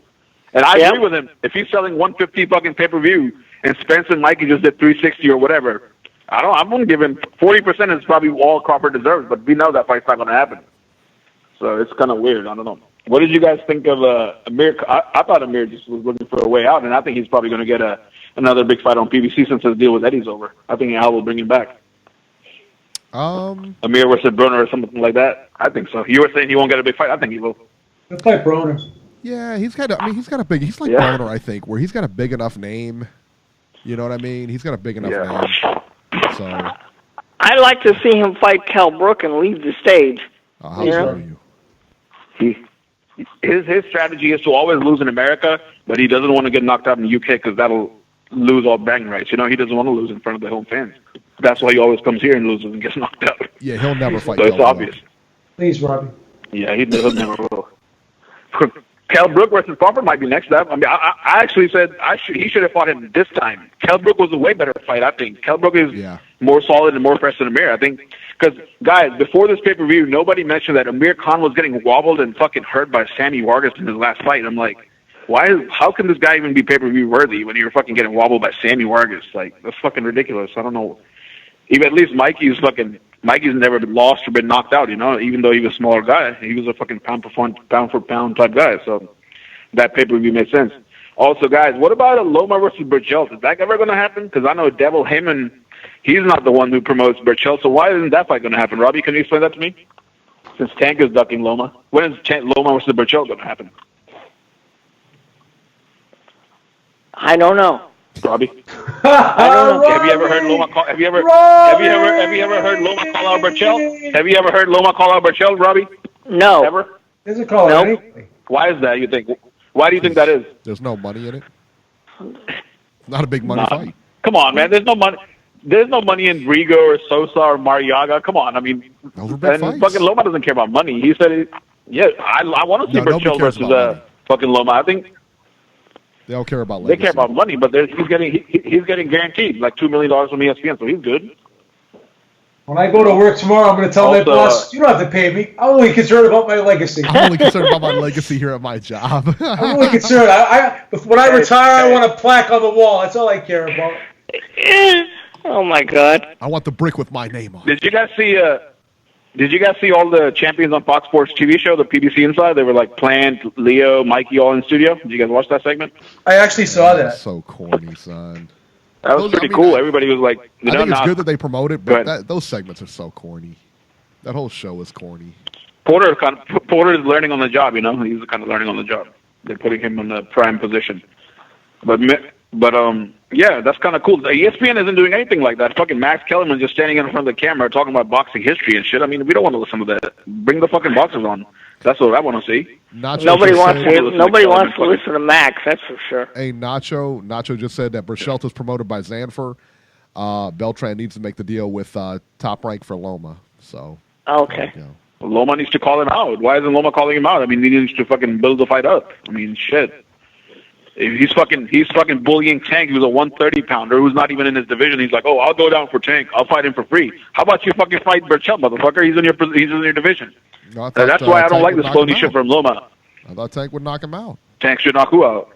Loma. Tank isn't even at 135 yet, dude. Come on, let him get to 135 yet. Then we can talk about it. Come on. It's a different story now, ain't it? Let's not pick on kid is like 23. He's fighting at home. If we're gonna get out of here at 9, we got to get moving. Shut up, Judge. Robbie, where were you when that fucking coach guy was going off? You were like fucking silent as a church mouse. Hey, he's making good points. I didn't have to say a word. Who? He didn't make any good points. He was full of shit. He didn't give Ortiz any shit. I'm a PBC lover, dude. I mean, Ortiz was full of shit. Yeah, he made good points. Coach C Robbie gave you hates that. DAZN, Coach so C, you know what it is. Coach C Oh gave my you that. good. Even you know why Beeb didn't jump in because Coach C wasn't making any sense. Son. I know, I Beeb couldn't- couldn't even jump in. Yeah, defense. I was like, I was talking to Lois. Beeb, you better not bet any money on fucking Regis. That guy fucking sucks. He was lunging like a fucking amateur last night. I'm telling you, I like Josh Regis. Tiller will fucking. No, but listen, Josh Tiller will fucking destroy and cut that kid up. Like literally, he will fucking destroy him. I'd love to I have do a that much pie. confidence I'd love in to do a Josh pie bet Tiller. with. I'd love to do a pie bet with you, but you won't come on.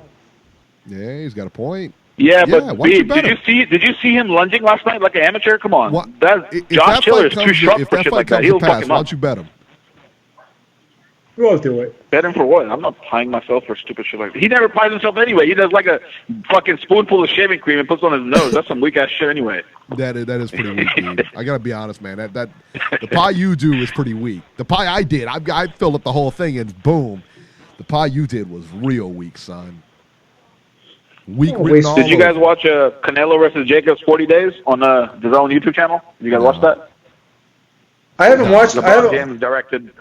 I haven't That's watched LeBron it yet. James, wasn't it? The LeBron James thing. It's lame as fuck. Like it's the same shit. You know what Canelo does, right? Every fucking HBO, all 24/7. Chepo's sitting in the Mexican gym talking about the day Canelo walked in. It's the same shit for 20 minutes. Same fucking shit. Like they don't do anything. Chepo's talking about the first day Canelo walked in and it changed his life and shit. So it's kind of boring. And Jacobs was at a barbershop getting his hair cut. It's boring as shit. That fight has no buzz, dude. I think Mikey versus Spence had more buzz than Canelo versus Jacobs. Don't you think? Yeah, I think so. That fight had way more buzz. Oh, for sure. Nobody's talking about this fight. Yeah. No, they I don't think do a Golden good Boy job. is lazy they now don't do a because good they got. job of promoting those fights, but they can't because they're But like their listen, own they little mini got network. so much guaranteed. They got so much guaranteed money now, so they're like everything is like like subsidized almost. You know, they're getting subsidies from DAZN. Why do you even promote anything? It's kind of like that. Like all companies getting subsidies. It's fucking crazy. All right, guys. See you later. Your show. Have Thanks. a nice night, Jason. Stop trolling, Beeb. Oh, say have a nice night. You gonna watch Game of Thrones tonight? Do you have cable? He's out. Speaking of Game of Thrones, From this day, you'll be my new fool. that's got to be the best line ever, right? It's got to be the Hi, best George. line. Hi, Georgie. Georgie. How you doing, What's up, brother? Georgie? Hey, what's happening, people? Crack-a-lackin'. Yo, I know we're limited. You guys are fucking addicted to dragons and shit, so I try to make it short. Let's start with fuck Aime. Right from the gate. Wow. Right from the fucking start. Fuck Aime, man. Come on, man. Wow. That fucking wall of lies have come down. He's got Man, some when nicest you things to say about him. undo, it's throwing you under the bus. What more evidence there should be pulled out? What else needs to be convinced people who the fuck? What I mean, let's not get this twisted. I agree with Beeb that Eddie is slowing down the fight on his side too. Let's not get it twisted here. Eddie's responsible for the shit too. But baby, Aime got at least 60% of the fucking fall here. As you guys agree with me on the panel. Yeah. Yeah. For what fight? For what fight you Me. talking about? The Ortiz, baby, Ortiz. Oh, I'm on Eddie's side on this one. I think Eddie's 100% correct with the Ortiz situation. I think Ortiz should take the money. I did a video Listen, on it. man. I already did a video on it, Georgie. You didn't even watch it. That's cold-blooded, Georgie. I did, baby. I did, and I give you the time out. I just didn't like. We talk later, but fuck all that. Time is limited. Anyways, listen, man. This Ortiz situation exposed the whole fucking conglomerate of France combattery, baby.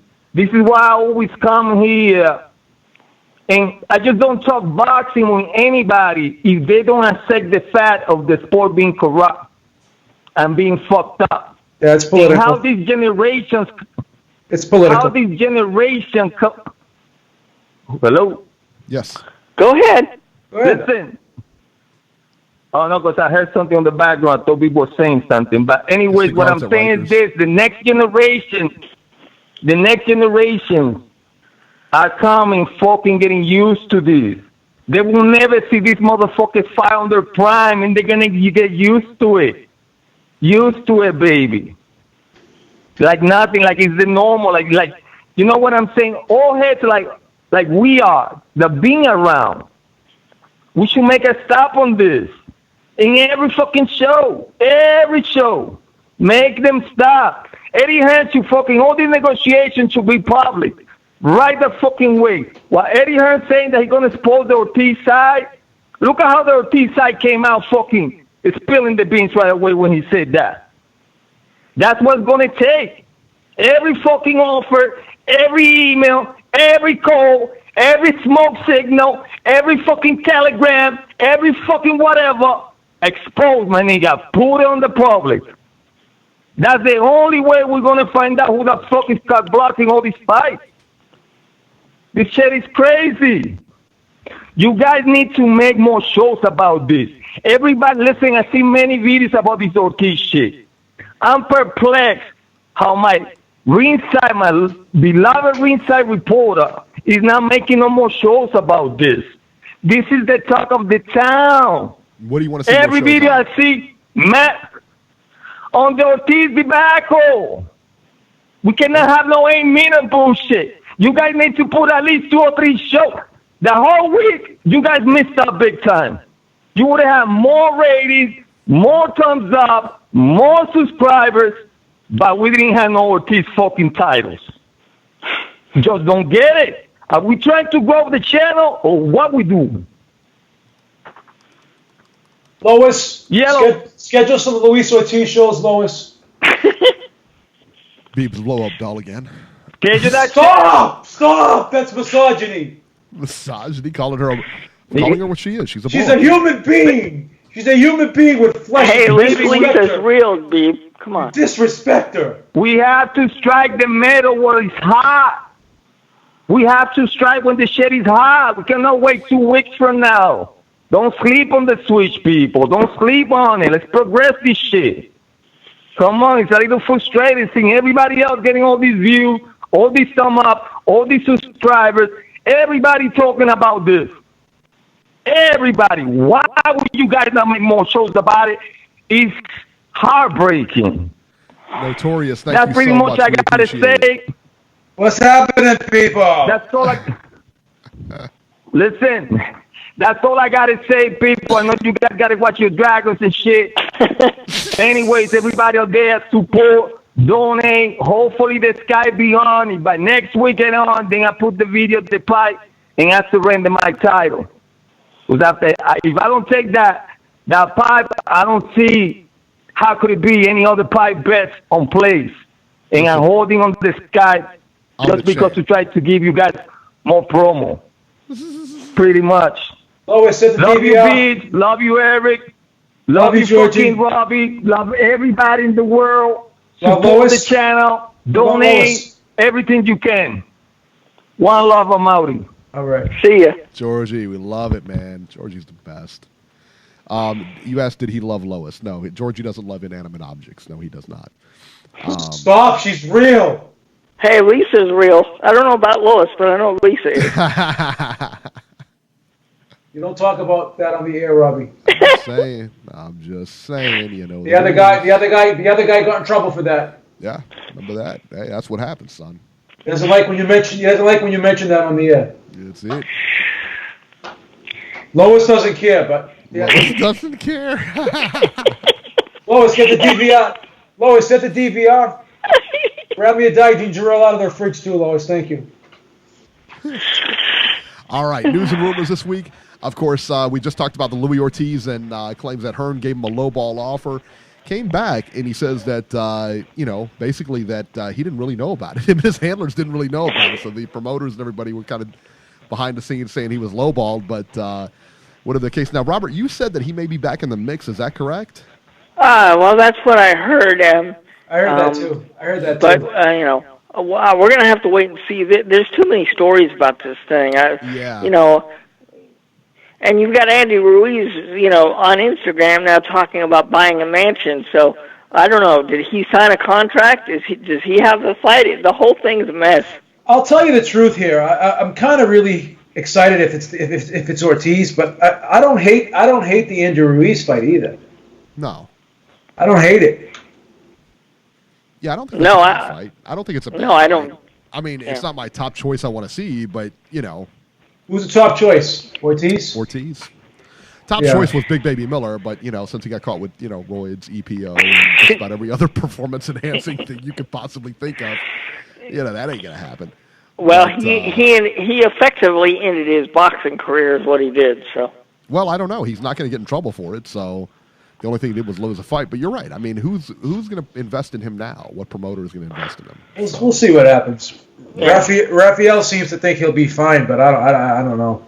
No, I don't think so. No, I mean, I don't think he is. Yeah, if you're a promoter, I don't know about that, man. I mean, who the hell's going to call him now for a fight? Yeah. I don't know.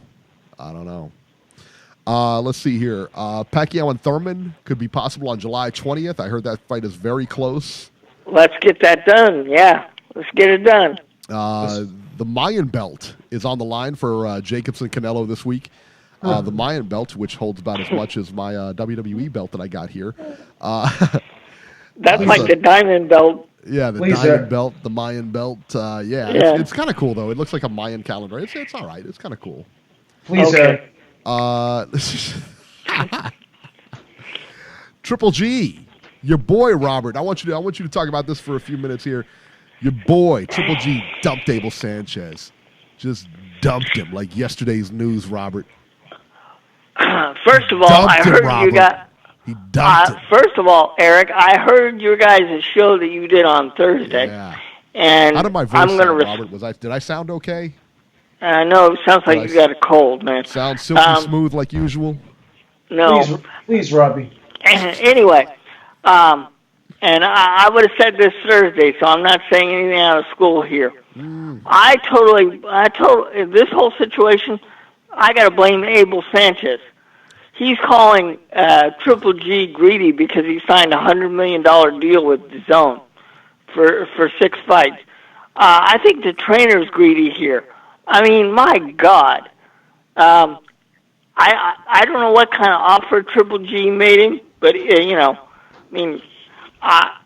way it looks here, Abel Sanchez is the one that's crying, and you got to remember, Abel Sanchez, all he does is help the guy get ready for a fight. All he does is do things in the corner and work in the gym. Abel Sanchez is not the one getting in the ring, wearing the gloves, and taking the punches. That's the fighter's job. Therefore, the fighter is the one that takes all the risk. I mean, Beeb talked about it on the Thursday show, how Sugar Ray Leonard left Angelo Dundee.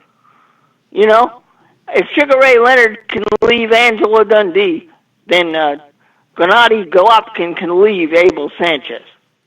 Abel Sanchez is at fault here. It's as simple as that. Do I like the fact that these two are splitting up? No. I think they should have worked out some kind of deal where they could have stayed together. But since Abel didn't want to agree to the financial terms, may Triple G move on to somebody who is willing to take those terms. And you know what? Eric, you brought up a good point on Thursday. You never hear Robert Garcia complain about how much he gets paid by anybody. So what do you bet that Triple G goes to Robert Garcia next? I don't know that he does. I think he sticks in the L.A. area. I don't think he goes to. I don't think. Well, Robert Garcia's in the L.A. area. So is Joe Goosen. Isn't Garcia in Colorado? I thought. No, they're both. He's in California. No, they're both in L.A., man. They're both in L.A. I don't know. Yeah, he's going to Garcia. He's not. And the three guys you got in L.A. are Freddie Roach, Robert Garcia, and Joe Goosen. He's going to Garcia. Yeah. I don't know. I don't think so. But I asked him already.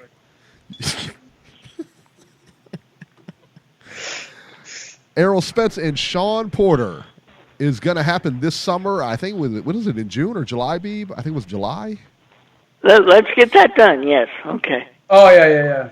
I think it's in July or whatever, and I'm hearing it will be on Showtime. Now, it's not done deal yet, but it's as close to being done as... yeah, July. I heard July, too. Yeah, you're right. Yeah, Well, I heard hey, July, you know I what? heard it's That's another title that Earl's going to collect. Thank you, Sean, for giving up your belt. As I was You saying, got no chance.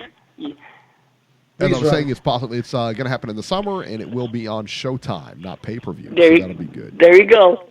There it is. And Keith then Keith is gonna give up his belt to Manny, and Sean is gonna give up his belt to Earl, and that's gonna set up a Pacquiao Spence fight, and Spence will collect that title, and he'll be good to go. Thanks, Robbie. I think we can all go home now. why even watch the fights now, you know? We can all go home now. Watch anything now. Lois, chew up Game of Thrones, Lois. We're done here. Yeah, boom. Yeah, mic drop. Marcos Maidana decides to stay retired.